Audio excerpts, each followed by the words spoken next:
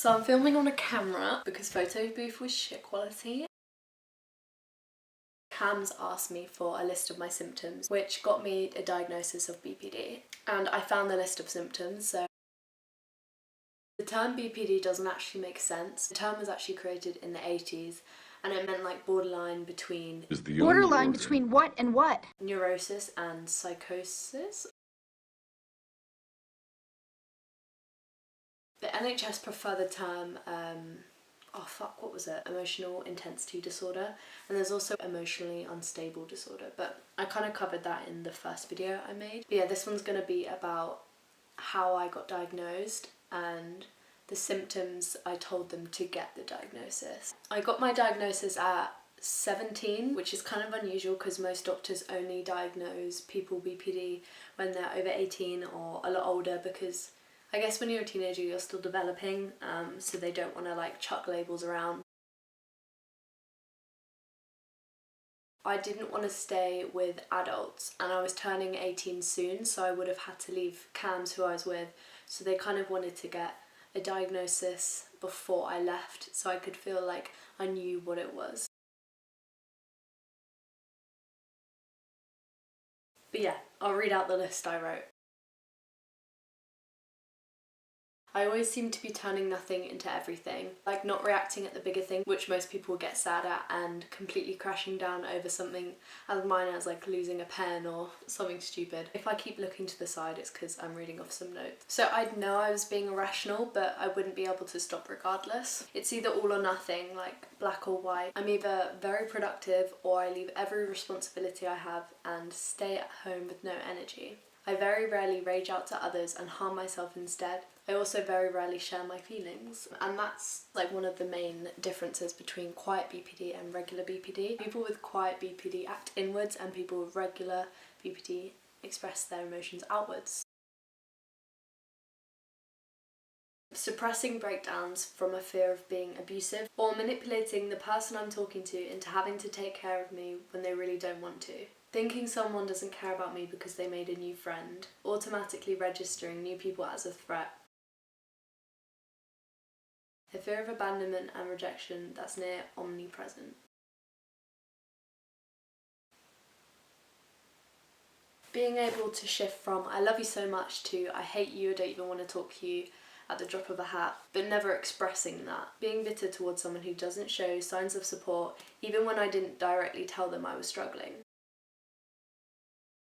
But again, I wouldn't act outwards and I wouldn't tell anyone I was feeling that way. Feeling completely invalidated because I've had like the most perfect childhood and upbringing, and other people's experiences with BPD were like far worse than me. So I felt like, oh, I can deal with it. I've never had any like trauma growing up. The majority of people with BPD have had trauma. So I thought like, oh, it can't be BPD. I often feel like there's something inherently wrong with me. And it's often my fault bad things happen to me because I feel as though I deserve them. Quitting just before I achieve something, or avoiding activities where I feel like I might fail or be disappointed. You try loads of different activities and quit really quickly because you're like, oh, there's someone better than me, like fuck it, I'm not gonna do it. It's actually really interesting to go over this list because it's like a year and a half old now. It's interesting to see how far I've come, like how different, like I do relate to like half of these, but some of them not so much so. I feel persistently low-spirited and the low mood prevents me from doing basic everyday tasks, which leads me to feel empty. I often feel restless, irritable a lot of the time, a sense of dread, feeling on edge and paranoid thoughts.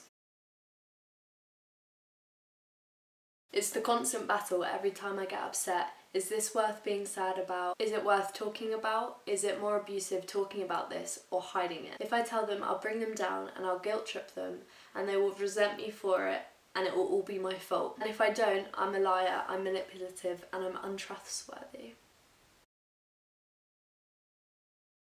Finding identity in a drastic hair change, then feeling unsafe and desperately trying to fix it before going out. Being told all teenagers have identity crisis, but mine is like every day and suddenly your body feels wrong, your identity feels wrong, your hobbies feel wrong and you're all just wrong. Totally wrong. It's just like wrong.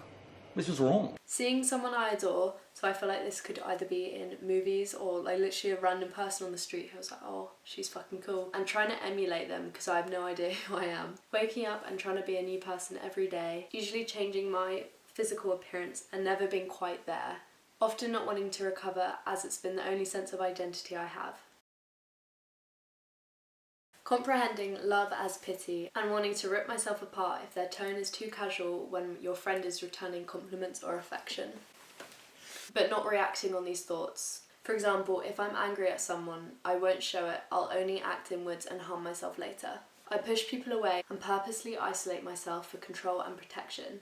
Having so many feelings but not being able to put them into words. So not opening up to family, then feeling insanely guilty for hurting my family and shutting them out. Regretting saying anything about your mood and desperately trying to turn the conversation around while simultaneously needing to get it out. Being physically unable to make any kind of words describing my feelings come out of my mouth even though I desperately want to talk about it. Wanting to struggle alone and harm myself, as opposed to crying in someone's arms, because at least then they don't have to deal with me or see me like that. All whilst being aware that they don't hate me and they wouldn't even be annoyed. Often asking myself, am I okay with this situation, or am I just dissociating away from it to protect myself? I find myself wondering if that person was actually being abusive or mean, or was I just overreacting? From being hopelessly sad and crying, to feeling manic yet numb and fine in literally seconds. Also talking a lot, like over talking, oversharing, or being silent, completely closing off and isolating myself. Feeling everything 100 times more intensely than everyone else, but never knowing if it's true because you don't know what anything else is like. You don't know what other people's experience of life is, but you do feel like you react differently to things than other people do. People are asking me how I've been, but I can't put a good, steady, clear answer.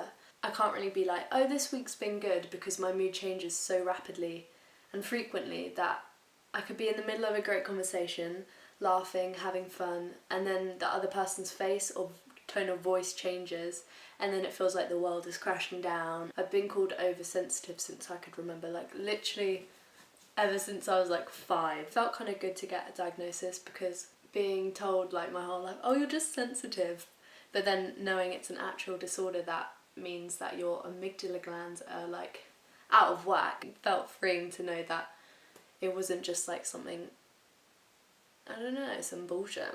I'm often impulsive, so impulsivity for me was like occasionally binging and purging and self-harming, and like I think that was about it.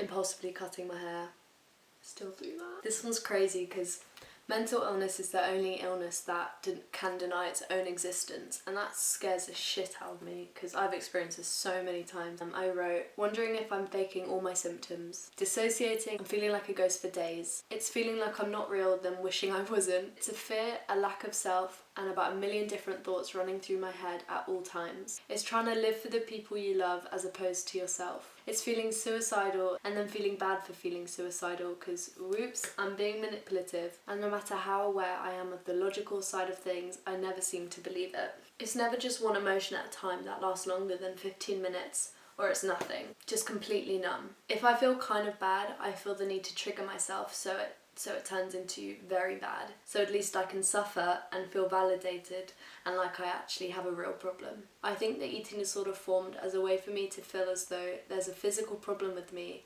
because you can physically see it. Feeling like I'm dissociated most of the time, especially in like stressful situations. And I wrote like a massive list of the kind of ways I would feel dissociated. I think it was a few psychologists I showed that list to because I couldn't like verbalise the way I was feeling like at the time, or I would and then I'd forget certain things. I'd get home later and be like, oh, I forgot to tell her this.